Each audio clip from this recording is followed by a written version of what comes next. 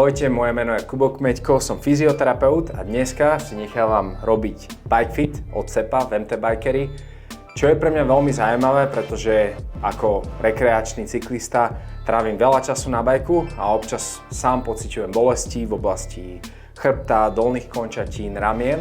Takže som zvedavý, Cepo, ako mi pomôžeš nastaviť ten bike, aby som mal jednak lepší výkon, ale cítil sa aj na tom bajku pohodlne. Ja sa, Kubo, teším, že tu mám v podstate odborníka, čo sa týka fyzioterapie, tak pre mňa to bude tiež zaujímavá skúsenosť, že si môžeme nejaké veci aj spoločne odkonzultovať, že to nebude taký nejaký úplne klasický bike fitting, ako robím v podstate takmer denne. Dobre, tak kde začneme? Ja mám v podstate nový bike, gravelový bike, na ktorom plánujem jazdiť sezónu a chcel by som teda si to nastaviť tak, aby som sa na tom cítil dobre a neurobil nejaké chyby. Tak ísť na bike fitting je veľmi dobrá myšlienka. Možno by sme mohli dať ľuďom ešte takú radu, že predtým, ako si kupujú nový bike, aj vtedy sa dá ísť na tzv. Statické meranie. My vlastne ľudí pomeriame a na základe výpočtu špeciálneho softvéru, ktorý je od značky Shimano. Ten softvér im navrhne podľa telesných proporcií veľkosť rámu, reach, drop, proste tieto veci a vtedy sa oveľa ľahšie vyberá konkrétna geometria, konkrétna veľkosť bajku. Ty už keď máš bicykel tu nás so sebou, tak pôjde v podstate o klasický dynamický alebo profesionálny fitting. Špeciálne v tomto prípade budeme teda robiť meranie pod záštitou značky Shimano s použitím ich hardvéru, rôznych nástrojov, ktoré potom, jak to v rámci toho fitu budeme pokračovať, môžeme aj ľuďom ukázať. Bude to prebiehať spôsobom, že ja si najprv odmeriam bicykel, ktorý si priniesol. Máme na to špeciálnu laserovú stolicu, len tak možno na takú zaujímavosť, že táto laserová stolica sa inak používa aj oficiálnymi UCI rozhodcami. Som to videl v telke, tuším som pozeral Tour de France a na časovke máš nejaké limity, čo si môžeš nadstaviť na posede a oni vlastne využívajú presne túto laserovú stolicu. Tieto údaje o bicykli si dám do softvéru, potom budeme merať teba, 12 telesných parametrov, najviac sa pohráme s insimom s dĺžkou 2 a už na základe len týchto dvoch vecí ten softvér vypočíta nejaký návrh a ja potom ten návrh budem používať, keď dáme neskôr bike do trenažéra, ty budeš šliapať, ja si tam budem premeriavať tie veci a ešte kontrolovať uhlomermi a ďalšími pomôckami tie návrhy, ktoré mi dal softvér, ale to neznamená, že sa nimi musím na 100% riadiť. Ja si to vlastne ešte všetko budem verifikovať pri reálnej trenažerovej jazde, lebo to aj ty poznáš, že teória je jedna vec a potom ten konkrétny organizmus, tak to môže byť úplne iný príbeh. Jasné, rozumiem. Dobre, čiže keď sa ťa to tak laicky opýtam, keby som chcel ušetriť, hej, kúpil som si bike, nechcem si platiť bike fit, viem si taký bicykel nastaviť aj sám doma, tak ako ty mi ho nastavíš, alebo je to skôr taký pokus omyl a skôr urobím chybu pri tom nastavovaní? Tak logika je úplne jasná, že keď s tým človek nerobí denne, nemá prax, tak je väčšia pravdepodobnosť, že sa stane nejaká chyba, ale dá sa pozrieť nejaké video, aj my máme takýto návod, ako si svoj pomocne nastaviť posed na našom YouTube kanáli, tak tam si to môžeš pozrieť, to teda vie nejakým spôsobom navigovať. Môžeš sa spýtať kľudne umelej inteligencii, že čo máš spraviť a ona ti povie asi, že by si mal, čo sa týka výšky sedla, odmerať insim. Budeš asi si doma opretý o steňu zatlačať nejakú knihu medzi nohy a s krajčírským metrom merať dĺžku nôh. Okay. Dnes budeme robiť podobnú vec, ale bude to trošku sofistikovanejšie a potom je koeficient, ktorým to prepočítaš a to by mala byť uhlopriečka, ako by si mal nastaviť, čo sa týka výšky sedla. Takže vieš sa k tomu dopracovať? Lebo z toho môjho pohľadu, že ja sa stretávam hlavne s ľuďmi, čo majú bolesti a jazdia teda aj na bajku, takže ja ich vždycky v podstate posielam na ten bike fit, pretože aj tá malá odchýlka, keď ja spravím za ten týždeň cez 100 km, čo je x hodín, ktoré staticky strávim na tom bajku, tak odporúčam tým ľuďom, nech si dajú ten bike fit spraviť napríklad pri hernie plátničky v chrbtici, to zohrá veľkú úlohu aj nejakých rozdiel tých pár stupňov, takže... Správny posed, a zase aby sme ľudí nestrašili, nie je to, že presný konkrétny milimeter, ako musia mať sedlo, je to skôr okno a v rámci toho okna sa aj ja ako fitter pohybujem podľa toho, s kým pracujem. Keď Jasne. vidím, že to je starší cyklista, cyklistka, môže byť viacej pri tele, tak sa posúvam v rámci toho okna na jednu stranu, keď vidím, že to je mladý, vyšportovaný jedinec, venuje sa aj kompenzačným cvičeniam. Myslím si, že to mi dáš za pravdu, že sú veľmi dôležité veci, že kto chce jazdiť veľa a intenzívne, že nestačí len bicyklovať, ale mal by kompenzovať, tak viem ísť možno do nejakých agresívnejších nastavení. Takže toto beriem v podstate ako keby do úvahy. A tá otázka bola jaká v podstate, že ich posielaš na fitting? To som bol len taká moja vložka k tomu, že si myslím, že je to veľmi dôležité z hľadiska toho, že či už keď má ten človek problém, že tie malé uhly vedia spraviť rozdiel, hej? Že keď ty už len pri tom státi na tom bajku, keď sa trošku predkloníš, vyhrbíš tú spodnú časť toho chrbta, tak toto vie ovplyvniť aj keď už je nejaký nález na tej chrbtici, že tá dynamika tej chrbtici je veľmi dôležitá riešiť na tom bajku a ľudia si to tak ako keby nevedia úplne spojiť, že aha, že ja mám 6-hodinový ride a bolí ma chrbát a môže to byť práve kvôli tomu, že som trošku vyhrbený na tom a to sedlo mi to trošku spôsobuje alebo ten predstavec. Čiže toto som aj ja dneska zvedavý, že čo mi nastavíš, čo povieš, že ako to optimalizovať, aby to telo, aby som na tom bajku nebol pasívny. Dobre. A je tam napríklad taká zaujímavá vec, že tam vidíš priemernú hodnotu pri danej výške a u teba teda je vidieť, že máš trup priemerne dlhý a nohy v podstate tiež, keby to bolo veľká odchýlka, ide to do červeného. Je vidieť, že niečo robíš so sebou, lebo jak si povedal, že koľkokrát tí ľudia, čo sem prídu, mávajú tam rozdiel, bývajú po nehodách dolámaní alebo niečo, ale mal som tu aj bývalého profesionálneho hokejistu a najväčší rozdiel mal chlap, čo prezúva pneumatiky. Že vlastne celý život robí toto, tak vlastne tak to stojí, že sa to premietlo do toho tela. Tak, teraz spravíme zarážky, budeme hľadať funkčný bod v zmysle toho, čo je najefektívnejšie a najzdravšie pre teba, pre tvoje konkrétne chodidlo, kde máš mať nastavený stred zarážky. Veľa ľudí si myslí, že väčšia páka, tak to dá dopredu a vtedy to môže spôsobovať problémy aj bolesti kolien a ďalšie veci. A navyše tá teória sa zmenila. Bola, kedy sa to nastavovalo na palcovú kosť, teraz sa berie do úvahy aj malíčková, takže sa viacej ide defenzívne, dávajú sa Čiže je to, že tak sa to ako aj príbeh učí, že vlastne ten 5. metatar z toho palca, že tu je tá najväčšia keby plocha kontaktu. Tak. Pri behu. Tak. A v minulosti sa to nastavovalo zarážka na stred tej palcovej kosti, ale teraz sa vlastne teória posunula a berie sa do úvahy aj malíčková kosť. A hľadá sa vlastne, ja tu mám na to takú pomôcku, ale vieš si to aj doma spraviť, mám na to video na YouTube a hľadá sa tá stredná poloha. Môžeš sa postaviť tu predo mňa, ja si ťa onálepkujem, spoločne nájdeme tie kosti. Čo sa týka softvéru, dobré správy. X-ová, Y-ová osa, čo sa týka riadidiel, tam vyzerá, že to máš nastavené na tvoju konkrétnu postavu veľmi dobre, tam sú len nejaké minimálne odchýlky, dokonca ti navrhujú, že by si mohli ísť trošku nižšie s tými riadidlami. X-ová os nás posúva so sedlom dozadu a aj vyššie. Toto je inak služba, ktorá sa dá využiť aj samostatne, aj zaplatiť pri určitej cene tretier je dokonca, keď si ich zákazníčka kúpi u nás, aj bezplatná, čo je taký celkom pekný benefit.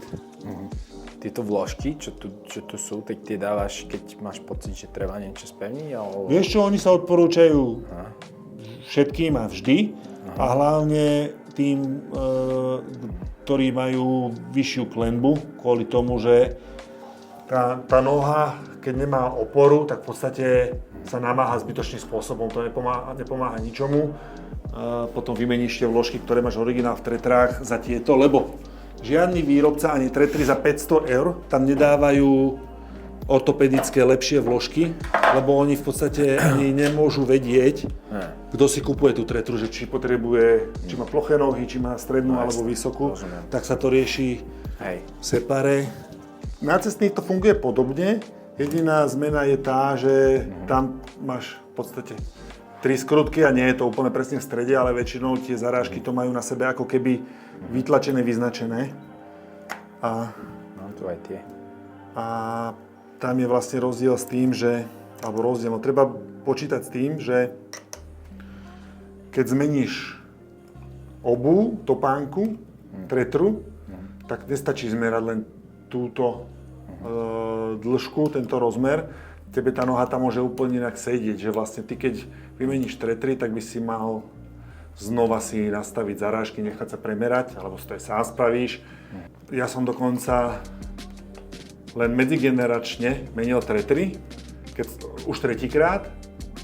Prvýkrát som v podstate sa dopracoval k identickej pozícii a potom spravili v Shimane nejakú zmenu a úplne to sedelo inak, že trošku zmenili šitie, výstelku a tá noha zrazu bola inde a musel som hýbať s tými zarážkami, takže nedá sa spoľahnúť na to, že zostávam pri výrobcovi a len som zmenil, len mám novší model, aj vtedy sa to vie vlastne zmeniť ten správny funkčný stred zarážky.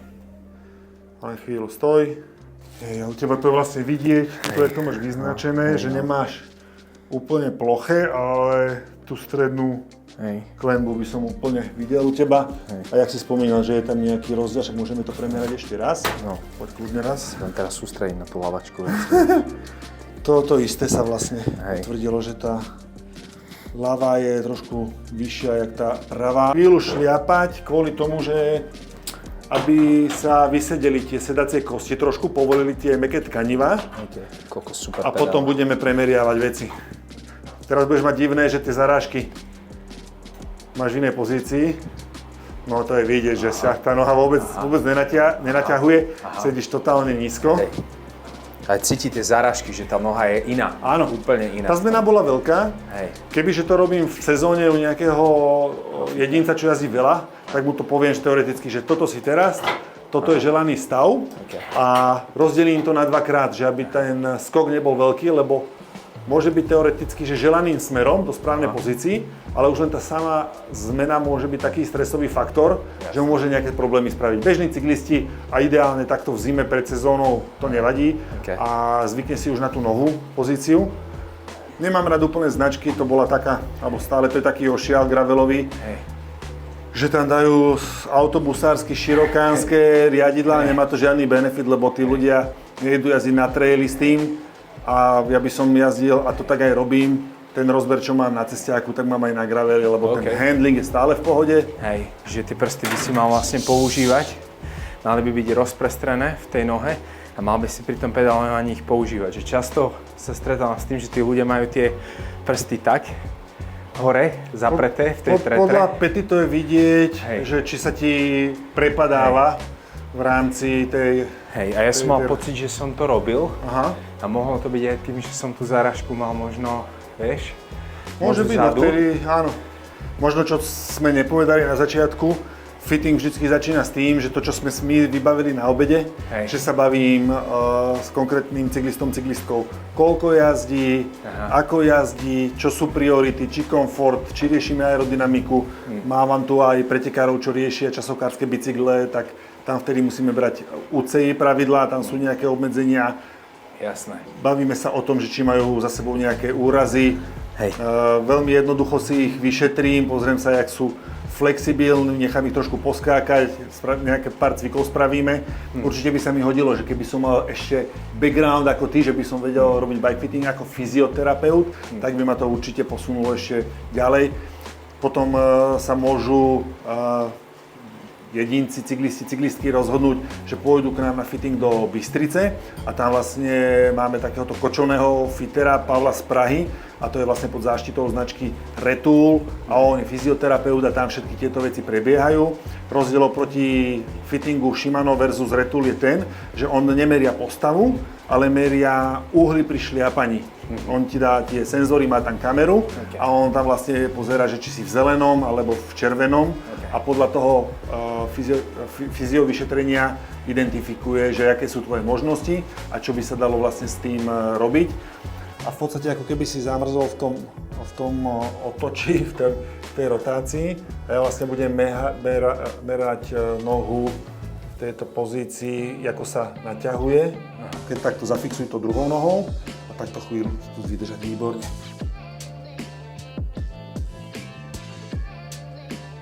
Čiže stred 33 je taká tá maximálne natiahnutie nohy, okolo 40-42 stupňov je taká defenzívnejšia poloha.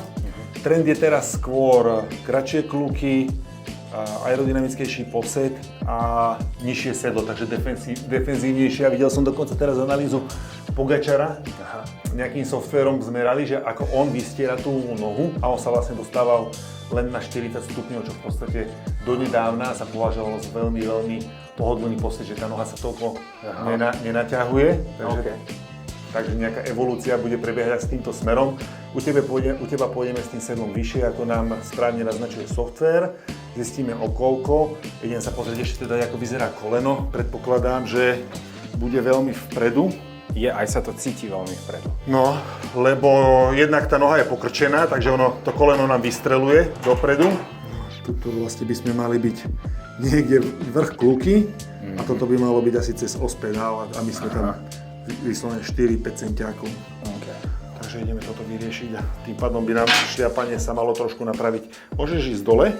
To sú tiež veci, ktoré sa bavím so zákazníkmi, že či sú skôr takí frekvenčnejší, siloví jazdci a na dĺžku kluk má obrovský vplyv, ako agresívna je pozícia. Čím si viacej vpredu agresívne, tak chceš mať tie kluky čím kratšie, lebo potom ťa obmedzuje ten rozsah toho pohybu. A čím kratšia kluka je pre teba výhodou a ak tam náhodou strácaš nejaké malé hodnoty, čo sa týka wattov, tak to doženieš násobne v tej agresívnej aeropozícii, ale samozrejme v určitej rýchlosti.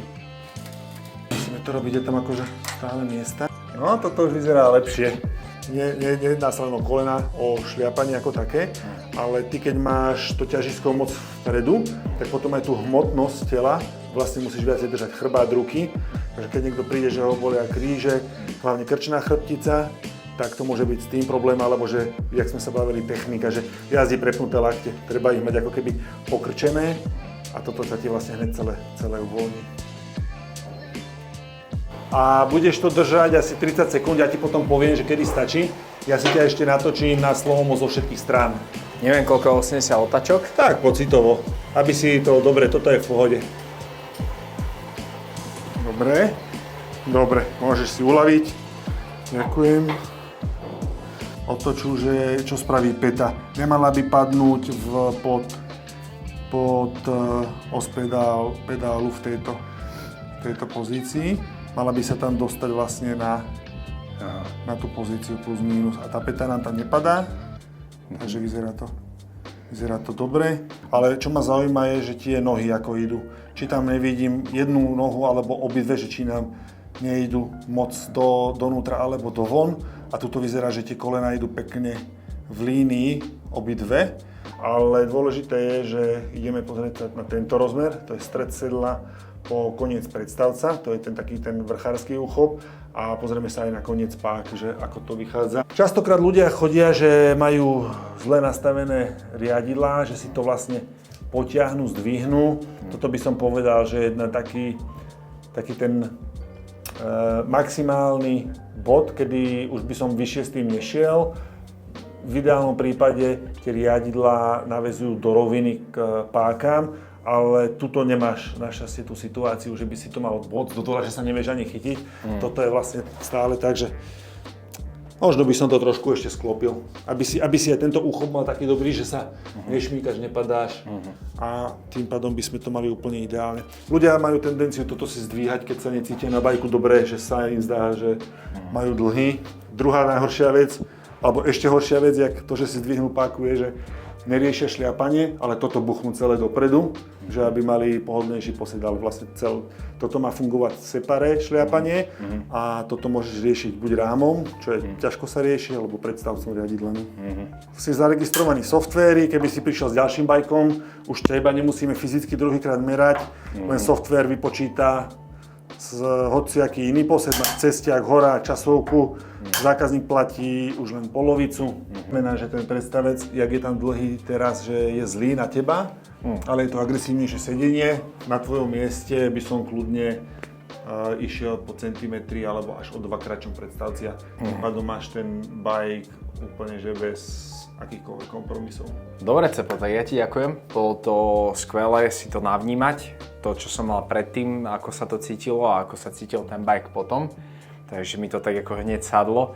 Veľmi mi pomohli aj tie vložky, ktoré som dostal do tej topánky a mám problém trošku s tou klembou, čiže hneď som cítil lepšie postavenie toho členka aj vďaka vlastne posunu tých zárážok v tých tretrách. To je asi taký najväčší feedback, že hneď som cítil, že tá noha má byť tam, kde má byť.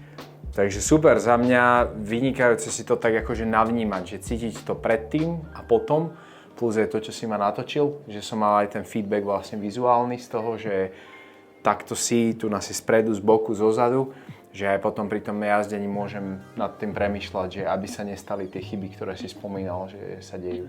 Ja pochválim teba, že vidieť, že cvičíš a mne sa potom s takými cyklistami veľmi dobre pracuje, lebo keď ťa meriam aj na tom bajku, si pekne uprataný, to telo drží pokope, dobre sa mi merajú tie proporcie a tie veci, čo si mám sledovať, tak sa mi to všetko dobre robí. Možno to je taký typ pre cyklistov, ktorí chcú jazdiť viacej a špeciálne keď sa dostávajú do veku, v ktorom ja už som, tak už len s jazdením na bajku si proste nevystačíte, treba kompenzovať a to zase prihrievam polievočku tebe, že dá sa to samozrejme riešiť, že individuálne si zacvičím, alebo mám nejakého trénera, alebo idem na fyzio a najprv vlastne zistím, že čo sú tie moje slabiny, na nich zapracujem a potom sa budem dobre cítiť aj na bajku.